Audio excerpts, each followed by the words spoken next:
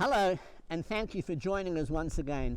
We're continuing our study on worship in the New Testament.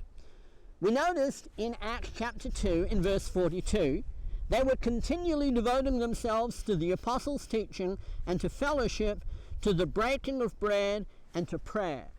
So far we've noticed that there are 5 things that we do in our worship service, according to the New Testament.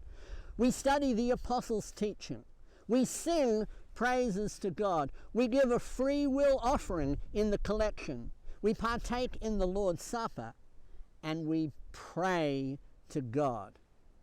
Now, God speaks to us through His Word. Hebrews chapter 1, verses 1 and 2 tells us that. The Word of God is God speaking to us. But our Heavenly Father doesn't want this to be a one-way relationship. He wants it 2 ways. He wants us to speak to Him, and we do that through prayer.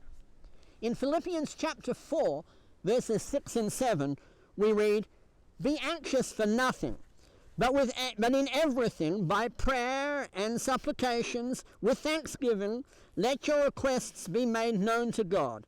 And the peace of God, which surpasses all comprehension, will guard your hearts and minds in Christ Jesus." What a wonderful passage that is. You know, sometimes we just worry too much. Here we're told the answer to that. Rather than worry about things, go to the Heavenly Father in prayer. He is all-powerful, and He wants to hear us pray to Him. Now notice the 4 aspects of prayer that are mentioned there.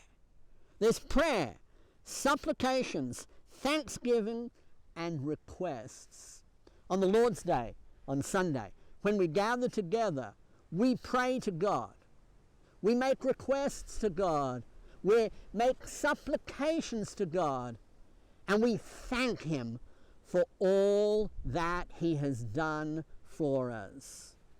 In Psalm 96, we read in verse 13, "But as for me, my prayer is to you, O Lord, at an acceptable time.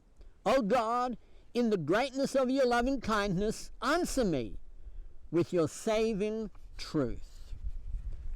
Thank you once again for joining us. We look forward to seeing you next time. Goodbye for now.